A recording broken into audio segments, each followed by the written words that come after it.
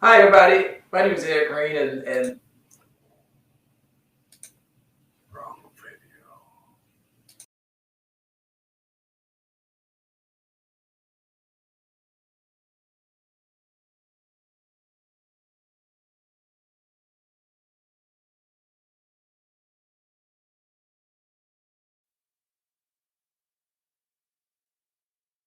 Welcome to Candid Dialogues with Plumber and Lorraine Baylor.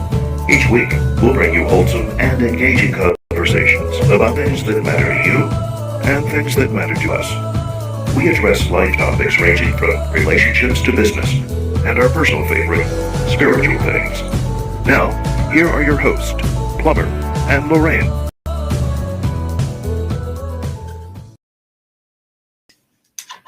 Okay, well, hey, welcome to Candid Dialogues with Plumber and Lorraine. I am Plumber, and this beautiful lady right here is Lorraine. In Candid Dialogues, we talk about things that matter to you and things that matter to us.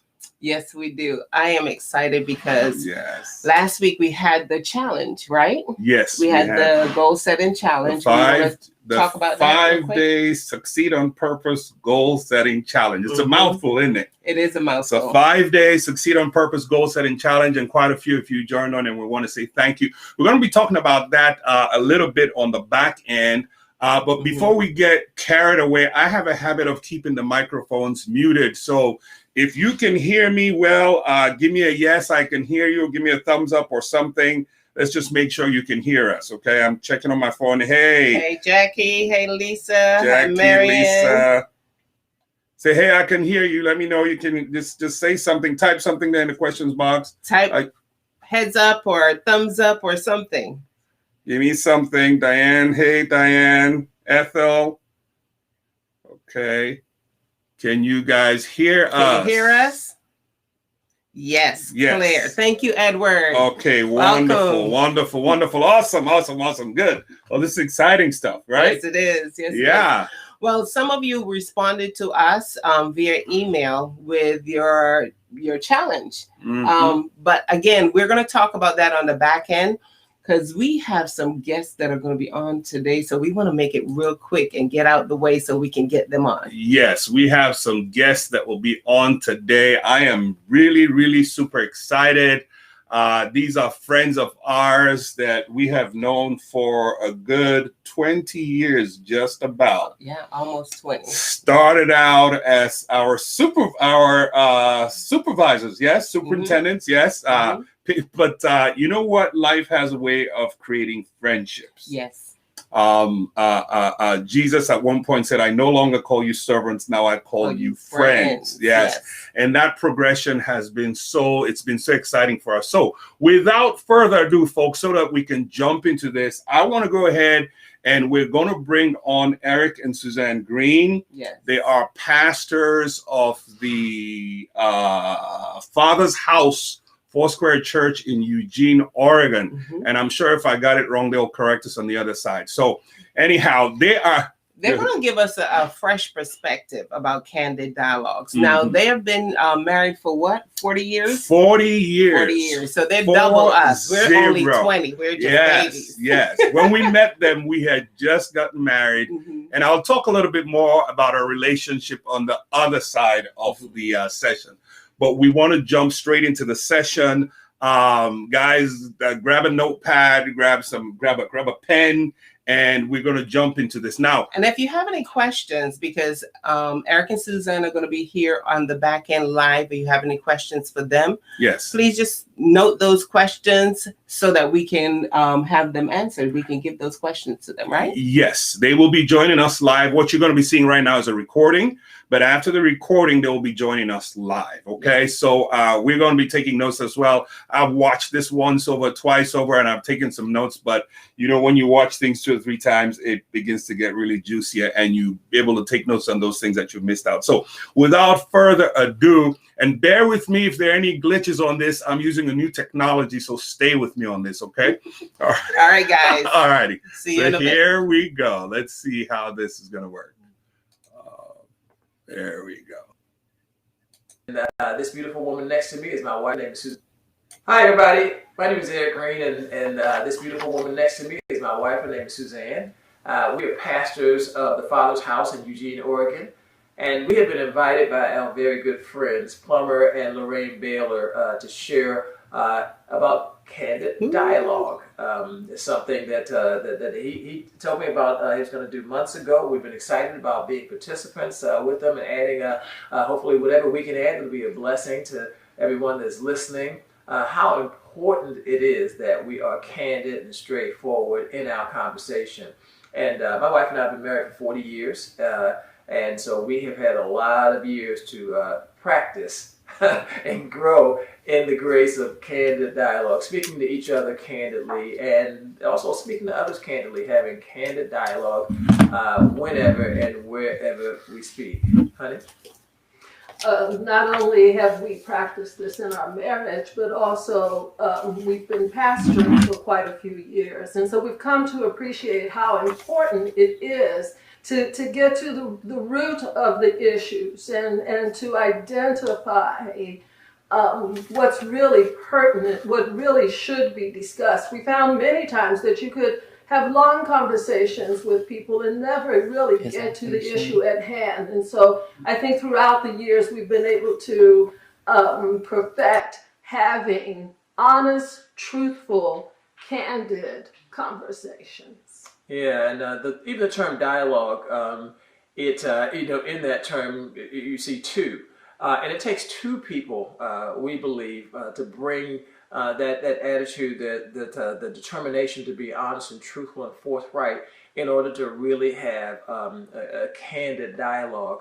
And so the first point that I wanted to make and for us to discuss just a moment, honey, is that I believe it's more important who you bring to the conversation, who you bring to the dialogue, than it is what you say in the dialogue. If I come into a conversation, and if I come honestly, if I come and I come attentively, I come ready to listen as well as to speak, then it makes all the difference in the world in how candid and how effectual that conversation is.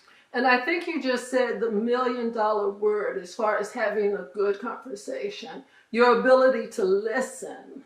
We all have our thoughts and our ideas and our opinions that we would like to get across. But in order to really be able to connect with another individual, we have to be willing to listen firstly.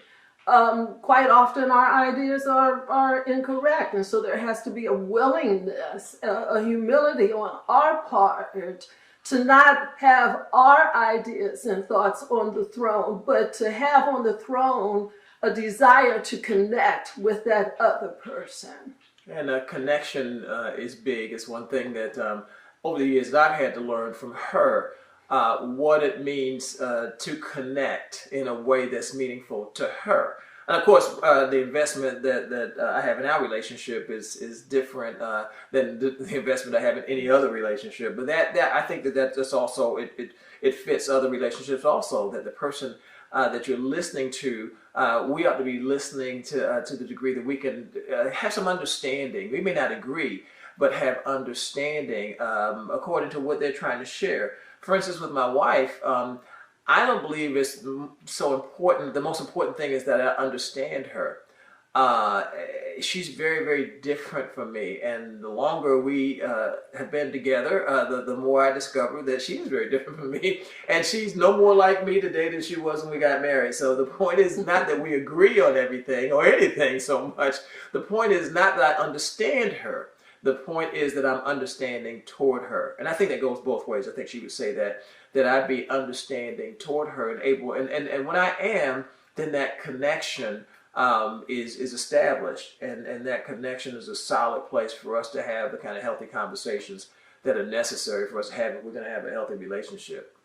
Yeah, and I agree with you. I understand our differences too. And so it would be quite unreasonable for me to expect you to agree upon everything that I agree on. We're different people. God put us together for a reason. We sharpen one another. We help one another. And so what I'm looking for when we enter into a conversation is just being heard. Mm-hmm. And if I know that you hear me, then I trust God and the work of the Spirit in that process to do whatever needs to happen in order for us to go forward on one accord.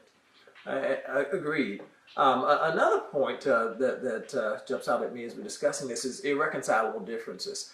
If you take a look at any divorce decree, and I haven't seen many, but I've read about many, and one of the things that I believe is consistent in almost all of them is the term irreconcilable differences. In other words, it got to a point where they actually could not get to the same place about the important subjects, and those differences were a part of the reason that this couple is splitting permanently.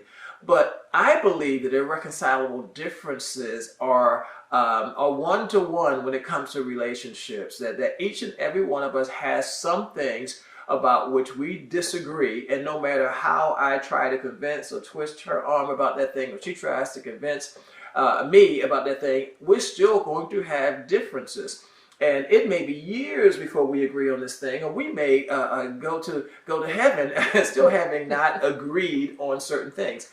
She's very different from me.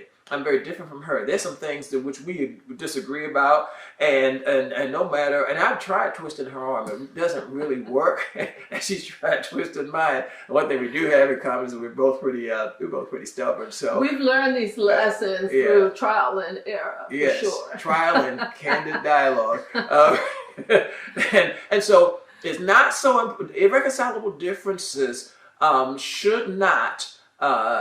It should not eliminate the possibility of us having strong conversations and dialogue. We need to, just come to the point of agreement that there's some things that we're going to disagree on. And if we believe that we agree on everything or try to agree on everything, I don't think we're being realistic, first of all. I don't think we're being honest, second of all. And I don't think it helps us in our relationship for both of us to feel the same way and think the same thing about everything all the time. Yeah. I just don't think that's why God put us together. No, we don't help each other. No, our differences make us better as long as our differences don't become a point of separation. I believe that every healthy couple and every healthy conversation, once again, there's some irreconcilable differences with whoever you're talking to, but irreconcilable differences don't have to be a point of departure. They don't have to be a point of separation. They actually can strengthen you, that we can respect the differences that we have, and we learn to have conversations with people and respect them even though we don't agree with them, even about some things that are pretty important. Well, one of the things that I learned, and I actually learned this through the experience of a friend, and I'll share that in a minute, but I learned that you are more important to me than my point. And so that means that I'm not going to get to a point where I'm going to plant a flag on any issue that would cause a permanent type of rift or separation between the two of us. And I learned this from a very, very good friend of mine who lost a spouse suddenly. And I watched her go through the process of healing, which took many years. She's probably still in process. I watched the pain that she experienced, and I watched as she discovered different aspects of her life and that person after her spouse was already gone. And that was a life lesson to me, that we don't know what tomorrow holds, and our days and times are important. And so in our relationship, in a marriage, I think it's very important that we don't let the issue become the issue, that we step back for a moment and think about who it is that we're in dialogue with. Now, when it comes to a different type of relationship, I've learned to do things. I'm thinking in terms right now of emailing and texting one another, the different ways that we communicate now.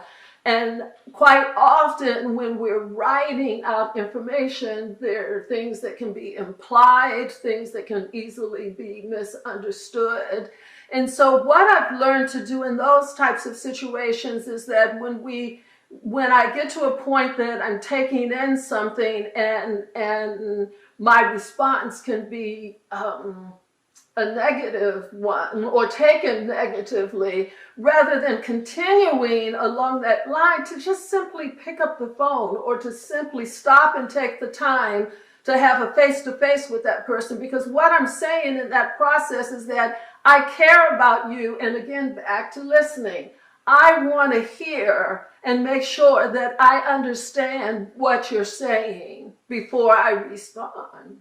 Yeah, so that gets back to the term dialogue. You know, it's a two-way conversation. So, and as Suzanne pointed out, we need to be working and developing our skills with them nowadays, probably more so than ever, because we have more ways and more modes of communication than we ever had, and so much of this communication is immediate. The responses are immediate. You have Twitter, which, by the way, I don't use because it's a little bit spontaneous for me, and I don't think that it's best for me personally to be sharing my feelings spontaneously. I mean, I get in enough trouble even when I get a chance to think about it what I say before I say it or before I send it. But you have your email, and I grew up in a day when you wrote letters. And think about the difference. You write a letter, you actually sit down, you write it out or type it out, there's a lot of care to that. You fold up that letter, you put it in an envelope, you have to get a stamp, you have to go to the mailbox and mail it, and it takes days for it to get there most of the time.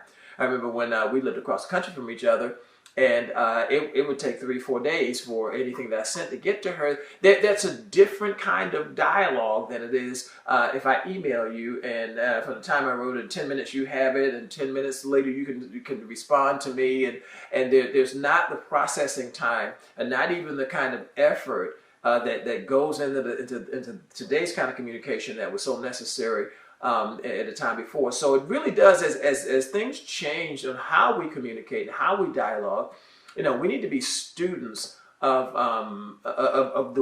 how we do what we do, so that we are communicating in the meaningful and honest way that we want to, because so many things can be misunderstood because we are so quick and so Johnny on the spot and so instant in our ability to communicate. There's some very positive things in that term, in those terms, in these times that we have available to us and we didn't have before. But also, it takes, once again, another level of stewardship, really stewarding your conversations, and that's the next point that I wanted to get to. That how I'm reading some notes here that I wrote down. Candid dialogue means having conversations you should be having, when you should be having them, with whom you should be having them. We're talking, for instance, a lot in terms of marriage, but being a married couple, but I think these things are also important in whoever you're dialoguing with. And I believe that conversations that we're having, a dialogue that we're having, are not part of the relationship, but conversations and dialogue are the relationship. And if Suzanne and I, for instance, if we're going to be close, if we're going to be in agreement and unity when it comes to how we live, if we're going to be in step with each other, if we're going to be honest with each other, if we're going to be forthright with each other and open to each other, it has to happen in conversation. If we're going to be close to each other, it has to happen in consistent, sometimes constant conversation. I've been talking to her every day in my life for decades. We'll just leave it at that. Many decades, and it's because the relationship and the conversation, the relationship and the dialogue are one-to-one. If we're going to have an honest relationship, then my dialogue with her has to be honest. If we're going to have an open relationship, in other words, there's nothing hidden, and I'm discussing the things with her that should be discussed, then that's going to manifest in our conversation, in our dialogue. So I'm just even as we're having this conversation, I'm just more and more convinced of the work that it takes and the investment that is necessary for us to have candid dialogue and it's a book that I love to quote, Fierce Conversations. The skill that it takes to do that, the investment that we put into developing our skills to have those kind of conversations, because this is just not something that happens. This is work.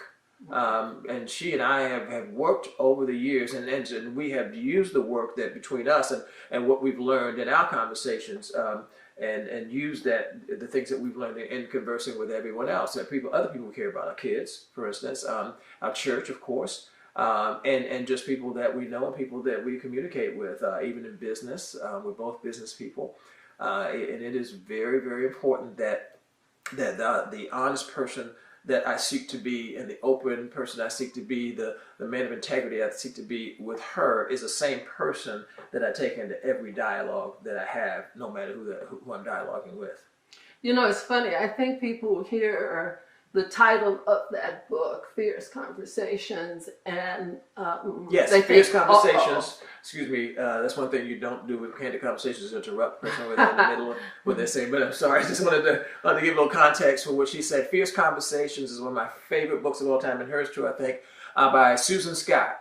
And it has everything to do with what we're talking about with candid dialogue. I think I've learned more from that book that has helped me experientially, helped me in my day-to-day, helped me in my business, helped me in my ministry. I learned more from that book, Fierce Conversations by Susan Scott, than I have from any other book apart from the scriptures. So that's the context for what you sharing. Go ahead, honey. Well, what I was saying was, I think people hear that word fierce and they become intimidated by the idea of having fierce conversations. But I think what Susan Scott is communicating in that book is the importance of having honest conversations, the importance of being willing not only to share, but I guess I'm back to the point I made earlier, but to listen as well. I think quite often in our conversations, we kind of get behind areas of protection and throw grenades at one another. And there's just no way to expect a good resolve on that. That's only going to end in destruction. That's actually not conversation, that's combat. And so, we want to do something much better than that. Yeah, and as you know, in today's America, there's not a lot of candid dialogue. There's a lot of what Suzanne just called combat. And I call that, we get behind our walls of our own viewpoint and perspective, and we launch grenades over the wall at other people with different viewpoints and perspectives. And that is anything but candid dialogue. Our talking points, the things that we've convinced ourselves and that are true, that whether or not they are, or they may be true for you, but may not be true for me. And getting back to one of the first things we talked about was the ability to listen, the willingness to listen, the willingness to hear. And I consider the willingness to listen and hear is the investment that I'm willing to make in the person I'm talking to. I've had to learn, for instance, with my wife, and to not, if we get into, for instance, a back and forth about anything, and I'm not talking about anything negative or anything, or even argumentative, but just a kind of a back and forth conversation where she's making her point, I'm trying to make mine. It's very important for me to listen to her. And not just be waiting for her to finish speaking so I can make my point. And so often I've done that, and I've done it. I've hopefully learned over the years not to do it so much, but just listening, just to wait till she finishes, and sometimes not even wait till she finishes, but interrupt. It's just so I can get my point in, and because and I'm demonstrating by doing that it's not that important to me what she is communicating. And since the communication is the relationship, what I'm saying is that our relationship is not that important to me. And I'm not trying to extrapolate something small into something bigger than it is, but the truth is these small conversations, they are the relationship. And we can't wait till we get to the big important stuff and then decide that we're going to have candid dialogue. we have to have candid dialogue. Regardless, whatever we're talking about, whether we're talking about who's going to take out the trash or whether we're talking about what we're going to do with our 401k, they're the same conversation in that I bring the fullness of who I am.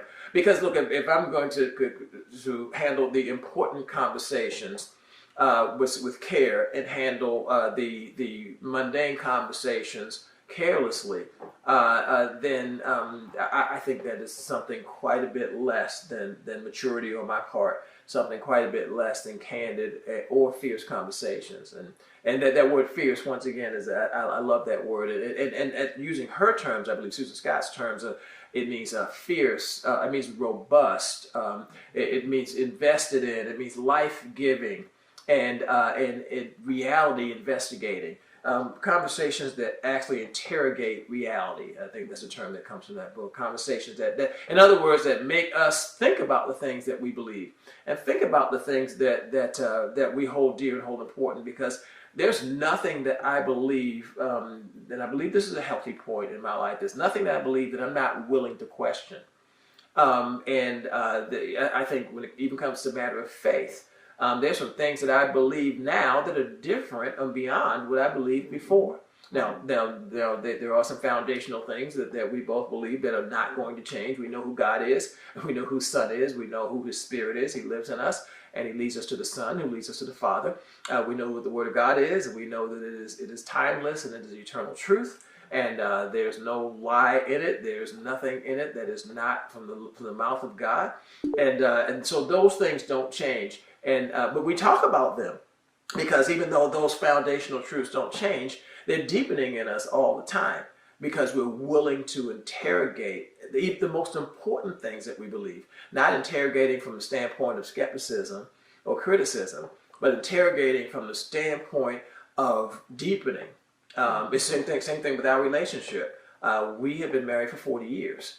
And we are not done yet. I'm not yet done interrogating who this woman is. And if I keep investing, I'll keep finding more. The only way I don't find more is I stop investing. And then our dialogue isn't as candid, and our relationship is not as fruitful. It's not as pleasurable, and is not as interesting and productive as it can be.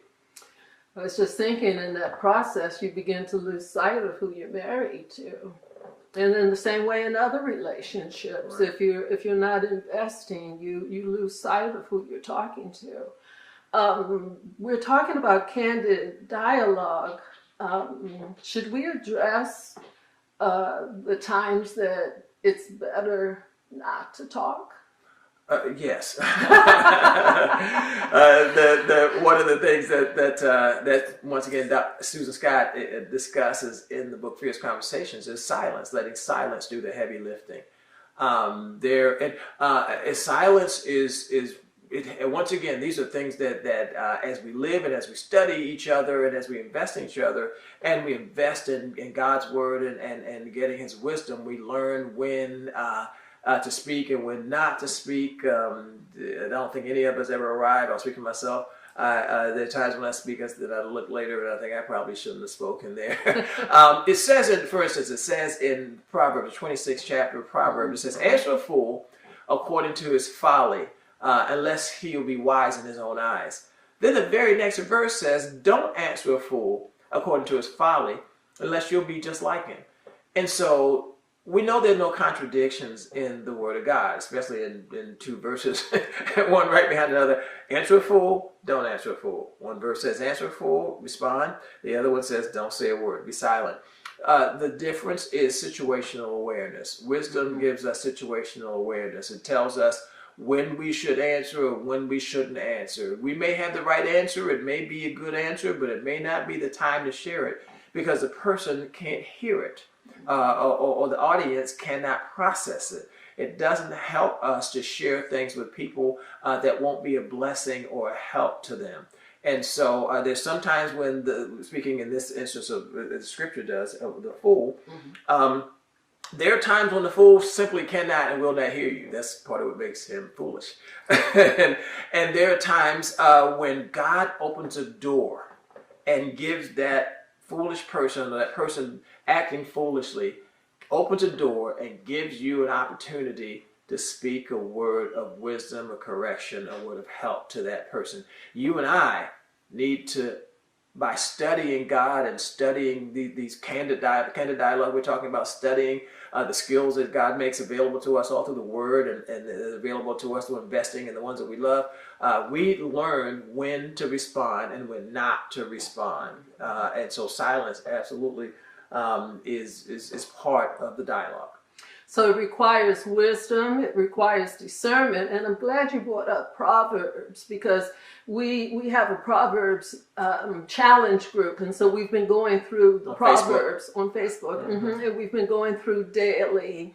And one of the Proverbs that I chose for today is in Proverbs 29, and it says that when you contend with a foolish person, whether their response is laughter or anger, there will be no peace. And that meant a lot to me because it just spoke to how there are certain engagements that we need to wait for God's timing on, for his direction on, before we enter into. And so let us not be so quick to rush into a response, or because these times need to, for them to be most effective, they need to be God ordained. And so I think that we need to get ourselves right first. Make sure that we're coming from a right, good and honest point of view, a willingness to listen, a willingness to hear, and then wait for a direction from the Lord as far as entering into that conversation with others. And that brings us back to the original point, I think, that we alluded to, is who we bring to the conversation is even more important than the conversation that we have. And if I bring the best and most forthright Eric to the conversation, and she brings the best and most forthright Suzanne to the conversation, the dialogue will be great. There's much more to share. We hope you get another chance to share it with you. And once again, thanks, Plummer and Lorraine, for this opportunity. We love you. God bless you. Talk to you soon. Bye-bye. Wow, wow, wow, wow, wow. That was so impactful. That was very, very impactful. It was a good word. I'm really, really encouraged. Thank you so much. You know what? I am getting ready to bring Pastor Eric and Pastor Suzanne on.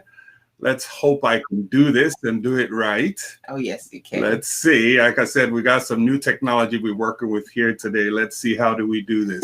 Let's see. Wait a minute. We're there. We're getting there. You want the double panel, I think. Yes, I want the double panel. Stay with me. Okay, they're both on here. All right. He's gonna get it. We'll get it. Don't worry. Meanwhile, can we hear your voice? There we go. I think I. Okay, Hi, Lisa. Edward is still hanging in there with us. Sadie. We've got Eric and Suzanne. We got some really great questions for you. Okay, there we go. Hi. All the way from the West Coast. They're on the very far west. We're on the very far east. It's Eugene, right? Eugene, yes. Oregon, yeah. Eugene, Oregon. Okay. And listen, guys, they love us so much. They came right from church and just switch right into another room real quick. Yes, we did. We appreciate you guys. So I gotta set it up. Pastor Eric and Suzanne, when you and I, the first church we pastored, they were our divisional superintendents. Yes, they were our mentors. Yes, they were our lifeline. Yes, they were our accountability.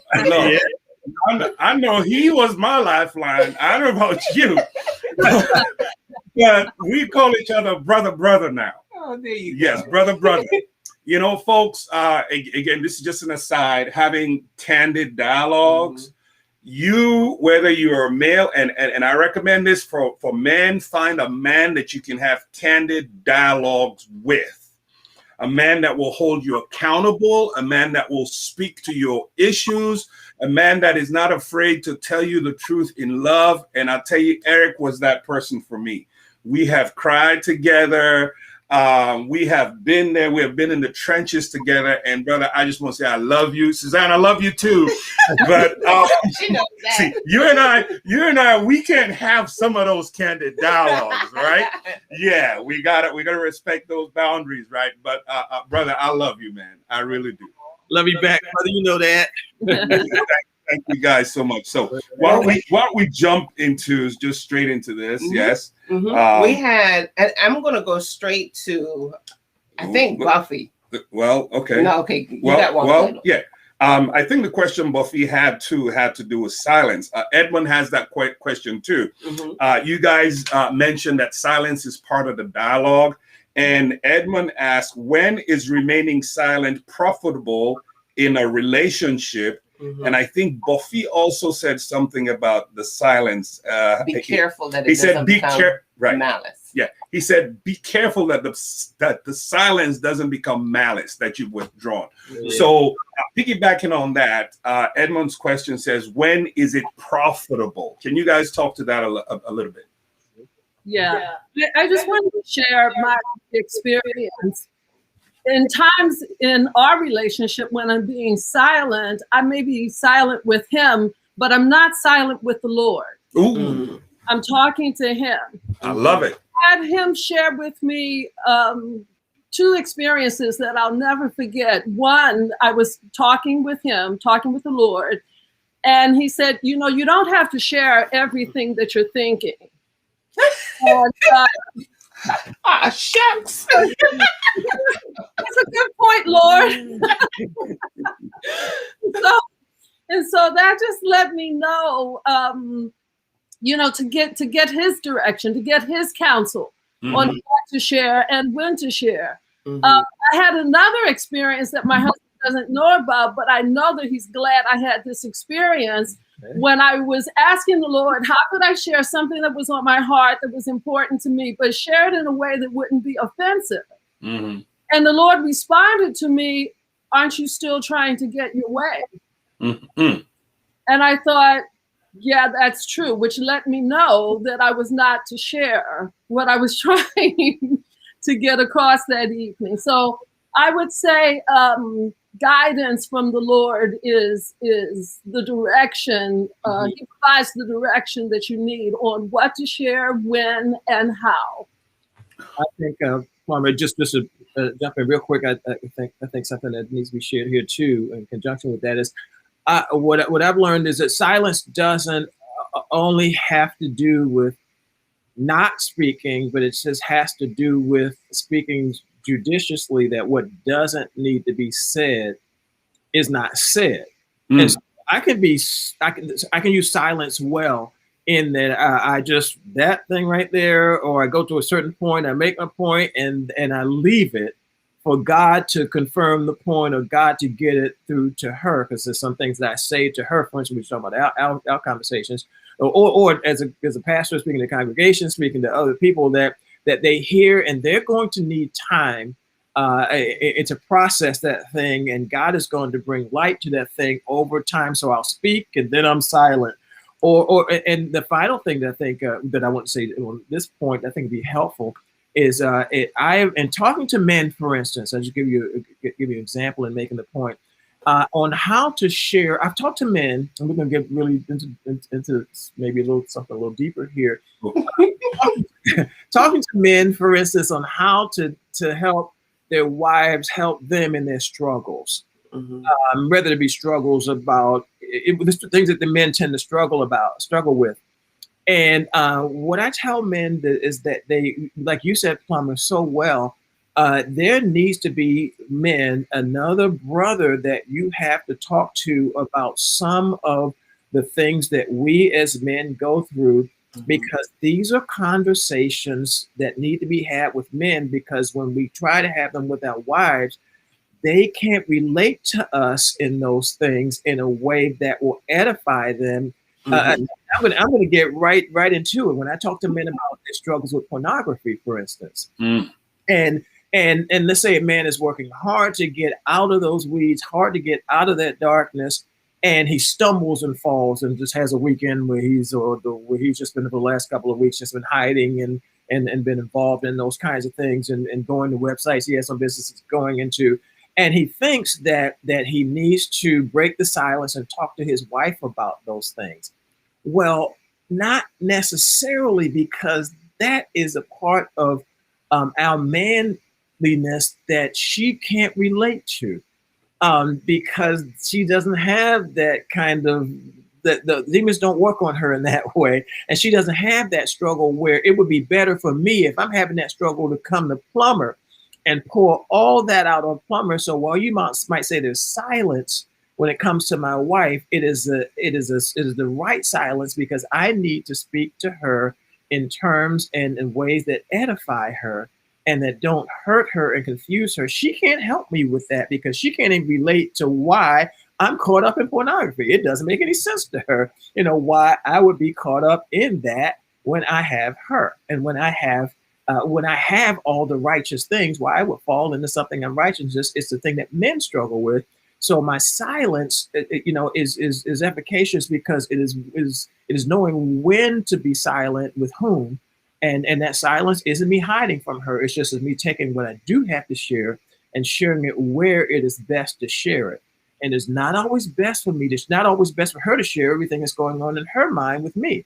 It may be best for her to share it with another woman to whom she's accountable, and because there's things that she'll tell me, and I can't relate to that.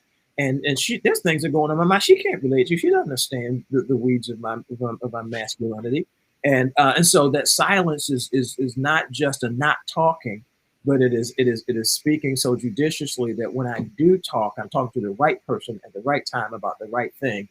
And I may never talk to her about that struggle I had last week, but I come very clean before my brother Plumber, and he jacks me and puts me and reminds me of what's good and what's right.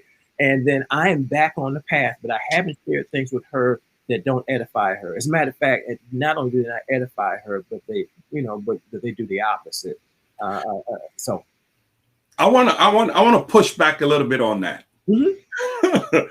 At what point, if ever at all, does that conversation come up with your spouse? At what point? Yeah. So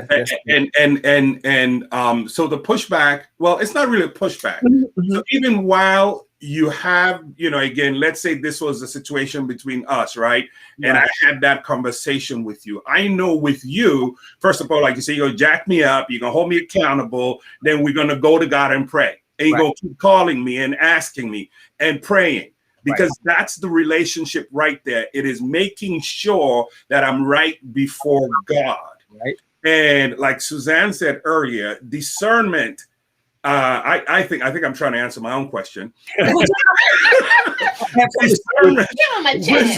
Wisdom and discernment now from God might say, okay, now is the time to share this because she may be ready to hear it.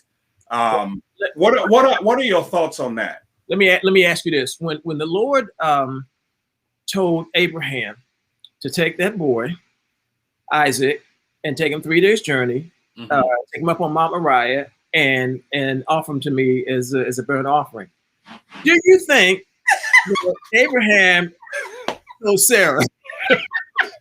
Do you think that Abraham said, honey, last night the Lord woke me up and told me to take this boy that you've been waiting 90 years for and take him and sacrifice him? Do you think he'd have got out the door with that boy? The boy might have got out the door, but Abraham he'd have been a sacrifice. There's nowhere in the world that God shared with Sarah what he shared with Abraham. And there's nowhere in the world that Abraham shared with Sarah what God shared with him. So, and I don't know, Plumber, because the Bible doesn't tell us whether he came back and the Lord, we know what happened. He came back with the boy. He better come back with that boy. Back without the boy. And what happened was, right? What happened with my son? He says, well, the Lord told me, there would have been two deaths. It'd have been the boy would have been dead, Abraham would have been dead, and so I just the reason, I think that may shed some light on. Now, whether or not when he got home he told her about the experience, but let me tell you what I think. I doubt it. I doubt if he ever told her, because not that she wasn't woman of God enough to get it and understand, not that she's inferior in her relationship with God that he was, but it was just a God and Abraham conversation. It was a God, Abraham, Isaac thing.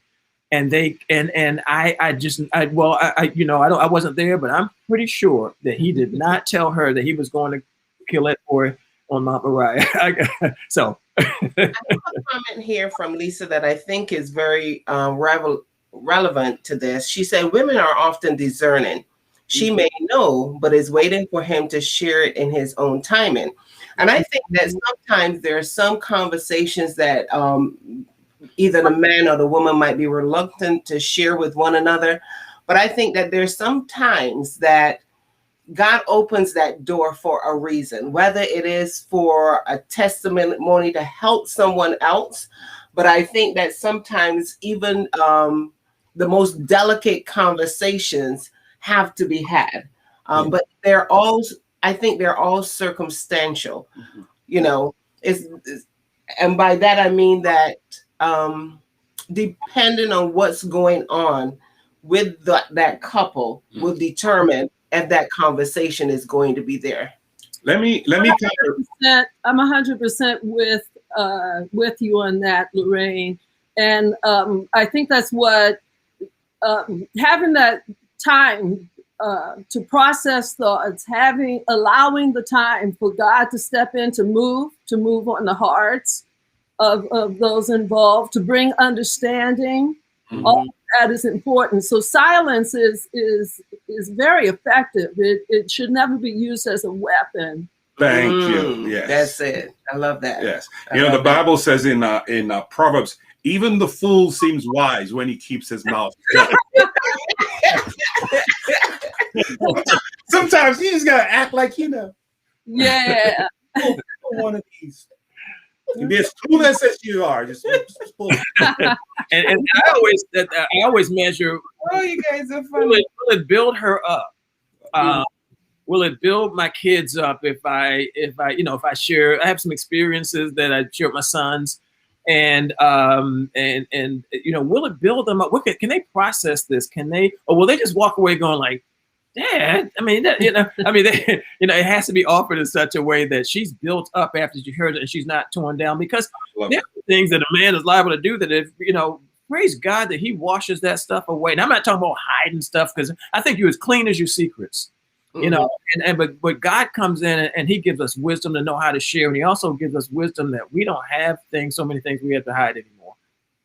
Can I wrap it up with this? And we're going to wrap this. But there are two questions or two comments that I think really need to be added. Robin has a really good point here. As a wife, I think you would feel so hurt that they couldn't come to you to discuss anything they need. And I think that keeping that in perspective. But I'll give you a chance to speak to that. Let me speak to that,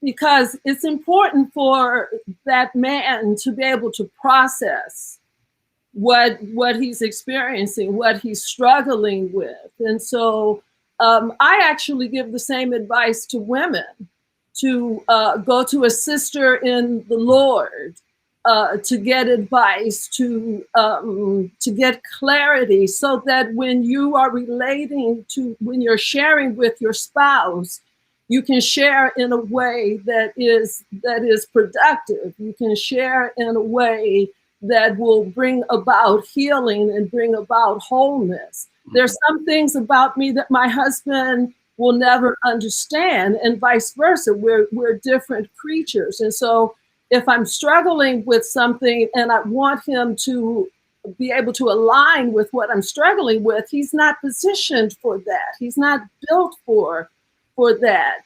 But if I process and work through with another sister in the Lord, then I can come to him and just honestly lay out what's happening without expectation for him to fix what's going on in me, because he can't fix me as a person. He can't fix me as a woman. I think you just hit the nail in the head there, that and then you can process it without expecting them to try to fix you. I think for me that's the key, because I would, kind of like Robin said, at some point I would want to be able, I would want to know, I would want to be told, and the expectation is that she can trust that even if I can't process it, even if I can't understand it, we can pray about it together. Absolutely. There's some dude challenges I have. All I want to hear from her is, okay. And we pray about it. I don't need advice from her because I know she can't give me. Same thing. There's some things that she tells me. I know she just shares it with me because that's what we do. But her expectation is not of me to fix it. And I kind of like, I like that perspective of the whole thing. And I don't want any of this to be taken out of context. Right. Because one of the things that we said real early, even before we started this whole Candid Dialogues thing, is we'll talk, but our anchor is the scripture. Yeah. And some of this might, because I know we have some people who don't have who listen to this show who don't have the scripture as their anchor. And so we want to be sensitive to that. How do they deal with that? How do they process that? And I think the whole idea of having someone who can understand, who can relate, who can walk in your shoes with you, and having that candid dialogue with them is that honest, open, and two-way dialogue with them is very helpful.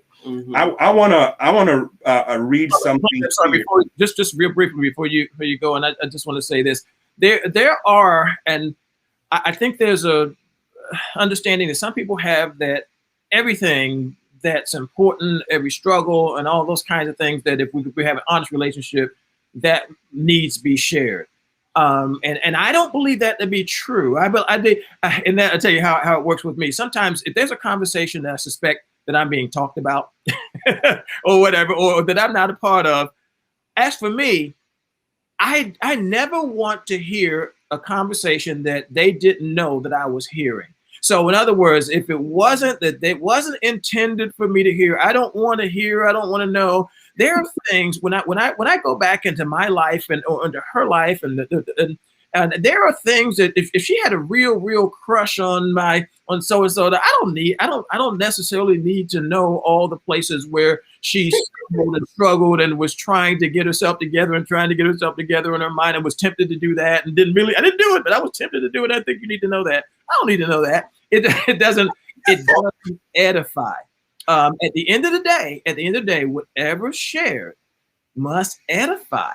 That must be that which builds her up, because I can share a lot about my past, a lot about my struggles that will certainly not edify her. It won't make her feel good. She can't process. She can't do anything about it. She can't fix it. She can't fix me.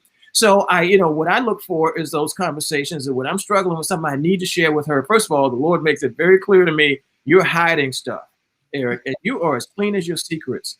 And so you need to have a conversation with your brothers, talk to Plumber and say, Plumber, man, I know I need to talk to Suzanne about this. I'm scared. I don't know how she's going to deal with it, that kind of thing. And then he encourages me, and then I go ahead and do what I need to do. But there was a lot of things that I struggle with in my mind as a man, things that cross my mind and all that.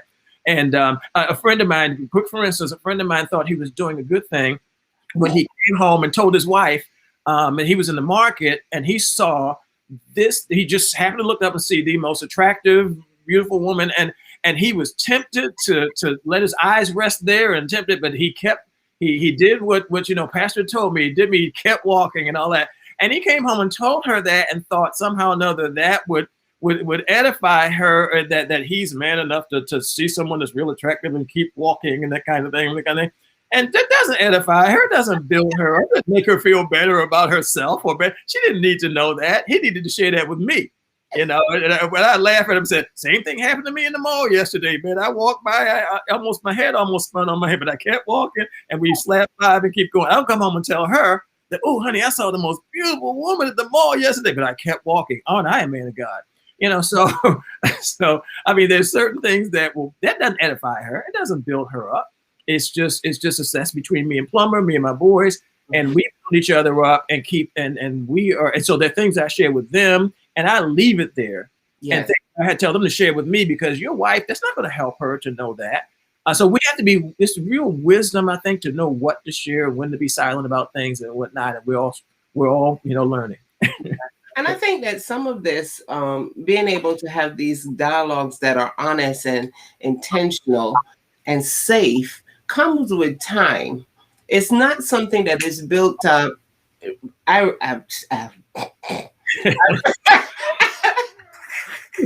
We did it. I remember when we first got married. That little thing that was about 5 paragraphs. Yes, it was. Yes, it was. 5 paragraphs worth of stuff right there. I mean, 5 years in, I just thought that we were going to be, using the boxing gloves and the ring, so forth. It wasn't like, hey, you're right. Okay.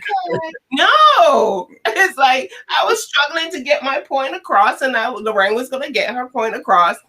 But after a while, realized that, hey, you button your head against a wall. You might get you can. I like this phrase. You can be right, but you can be dead right. You can be walking across and you have the right of way, the street light. The truck is coming. You see the truck is coming. But because you're bent of being right, because you have the light and you can cross, you can go right across and you're right because you had the light. But when that truck hit you, you're dead right. So the reality is we have to think about where do we want, at the end of the day, where do we want our relationship to rest? Something you said to me many years ago when we first met, Eric. You said, not everything that is true is the truth. Yeah. And it took me a while to get it. But when we talked, this is how you explained it to me. Not everything that is true is the truth. And I think you're thinking, did I say that? Yes, you did. So not everything that is true is the truth. And the truth being Jesus. Mm-hmm. He said, I'm the way, the truth, and life. So not everything that is true is grounded in the truth. Right. Yeah. And it's got to be grounded in the truth. You've got to find your anchor. And like I said, we have found our anchor in the truth. And so that is our measuring stick. I really want to read this verse, and then we're going to move on. Yeah, I know Edmund had a question. He said something. Yes. Edmund, I think that'll take a while to answer. Well, so we might see it. we might come there, but I want to share this with you. Again, it's about silence. And having someone to talk to. In Psalm 32, beginning in verse 3, it says, when I kept silent, my bones wasted away through my groaning all day long. For day and night your hand was heavy on me. My strength was sapped as in the heat of summer. Then I acknowledged my sin to you and did not cover up my iniquity. I said, I will confess my transgressions to the Lord, and you forgave the guilt of my sin. At some point, that conversation needs to happen. Whether it happens with your boy or not, at some point, you've got to take it. Oh, yeah. That confession needs to happen. Yes. That's where the breakthrough and the breaking down and the breaking away of the chains will happen. And that's where God whispers in your ear and say, hey, listen, now's the time I want you to talk to Lorraine, and here's how I want you to do it. Yeah. Exactly. Exactly. Yeah, I hope that no one thinks that we're promoting hiding things from one another or not sharing important matters with one another. I think what we're promoting is processing some things out in the proper places so that we don't dump on one another. You can very easily speak and get everything off of your chest, and you go away feeling great that I've gotten it all out, but you've laid a heavy load on yourself. Yes. That's weird. Yeah, so that's what we're promoting. Let's not dump on one another. Awesome. You had a question. You said, well, Edmund had another question. Is it wise to apologize even when you are right. Yes. You see how they came at it? I'm gonna ask the question again, one at a time. Don't be in a hurry. Is it twice to apologize even when you are right? It may be wise, but I ain't doing it. He has. I mean, because just what Lorraine just said, I can be right, Right. but rightness and righteousness are two different things. Yes. And so, and like you said, Lorraine, I can be dead right. Yeah. And I've stood on being right before, and not just with her, but with others. But I realized that there's a way that seems right to a man, you know, but the end of that is death. Being dead right. So yeah, there were absolutely times when I didn't apologize to her for, you know, the point that I made, but the way that I made it. Oh, Absolutely. Absolutely. I've been pulled up on that one too, in a conversation with the Lord, and he said, go and apologize. And I said, but Lord, I was right, but the manner of that rightness was not righteous. yes. I think that's, Apologize. thank you very much for that. That is huge. It is not I'm not necessarily apologizing for what I said, Right. but the manner, maybe how I said it, the hurt, and just even understanding what an apology means. An apology means I was wrong, right? So if I'm apologizing for the manner in which I spoke, then I'm saying I was wrong for hurting you this way. So in that context, that I can see that. I can see. I have a question for that. What's most important to you? Your point or that person?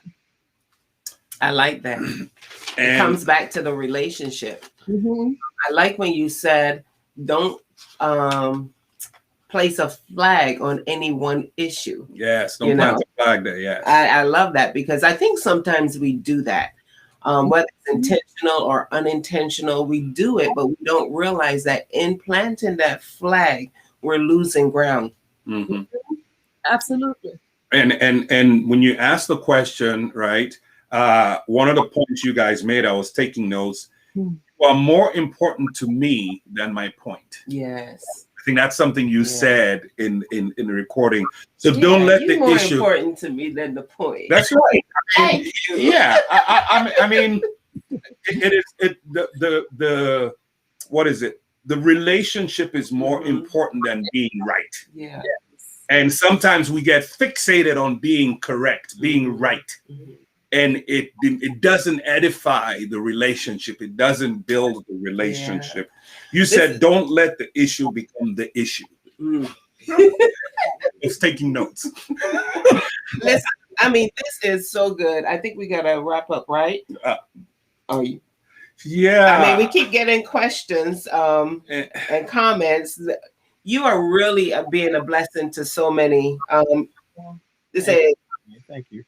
I love this. You two wives are proof of the type of pastor wives that we need that are needful for the women under your husbands as their pastor. You two have been a long time coming, and you're leading through your example. That's alone. That is honoring your husband that we're listening to help us. Thank you. So, Pastor Suzanne, they're giving you kudos.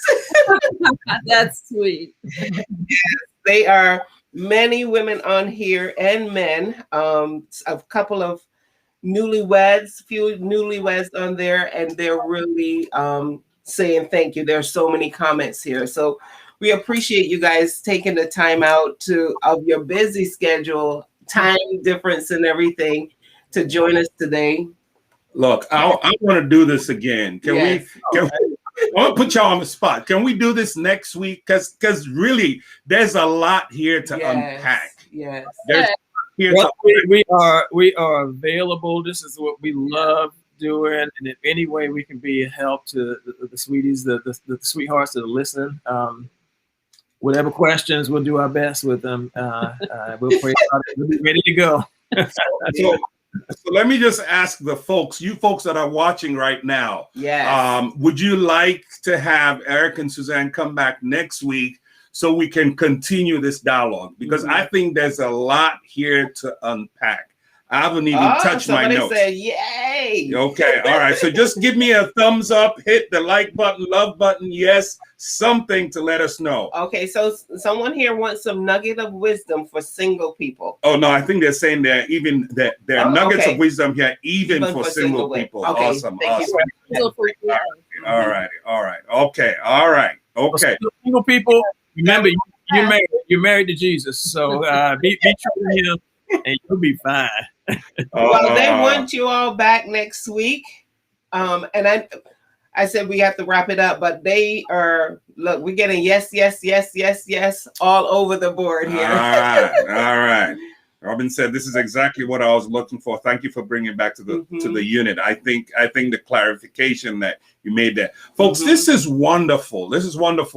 We're really excited about this, even as we wrap this up. Eric and Suzanne, thank you very much. We so appreciate you guys. And I want to thank Jackie on the back end, because I know this wouldn't have happened without Jackie's their daughter. She's the tech person on the back end, makes this happen. Thank you so very much. Thank you, Jackie. I want to share this one nugget. And I remember your 25th wedding anniversary. Oh. Somebody asked Eric, so how do you do it? And he made this comment. I listened to him. He made this comment. It just stuck in my head. He said, brother, I keep coming home. For those of you who are thinking of not keep coming back home, just keep coming home. It's going to work out, okay? It's going to work out. Listen to them. They've been doing this for 40 years. We've been doing it for a good 20. And it's been real. I love keeping it real with you guys. Thank you so very much. Yes. We love you. We love you guys, and much love. want everybody to know that it's mutual. Yes. That how much respect that we have for Plummer, Lorraine, and appreciation and their babies, and just watching them. I had a chance recently to work with Petra on some music, and oh my goodness, it is. I was listening to it yesterday. You guys are awesome. And I had such a good time. I get chills thinking about it. I had such a good. I listen. Excuse me, my 2-year-old granddaughter. When we play a lot of music around the house, and we were banging around the house the other day, and I put on some music, and I put on Petra's song. Time is running out, and she stopped. Aww. She didn't make a sound or make a move until that song was over. She just stopped, and and it just grabbed her. She listened to it. She did not move, and she's a mover. You know. So anyway, we the love and the respect and all that is mutual, and we love your church, and we love all of these who are listening, and hope that anything that what we share can really help you, because we need help, y'all. We do. I think he's trying to pull up a little dash of the sound. Maybe not. I don't know if I can find this killer. It's Was it right there? Time is running. No, that's not it. Well, you know what? next week. Next week it'll be ready. Next week, folks. Okay. Burning out. Time is running out. It's a song that was produced by Eric. Petra sang on that song. I did my little piece on it, got the vocals together, but Eric is the master on this stuff. I'm telling you. Some of the songs that you guys know that I've done, some of my early songs, he put it together. We have spent so much time together. But listen, we love you guys. Hey, remember this, right? Success is only a candid dialogue away. Yes. This is what we say. Yes, it is. Candid dialogue away. We will see you guys. We wanted to talk about the challenge really quickly. Yes, I've put the link is pinned on the chat. The link for the 5-day goal setting challenge. Some of you have done that. I've got some goodies for you who have finished that. But if you click on that link, it's a simple thing. All it asks is for your email address and your name. And it's a series of emails 5 days in a row that kind of help you to process through goal setting. And at the end of that, we do, Lorraine and I do make an invitation if you want to take it further into coaching, but it's free. The 5-day goal setting challenge is free.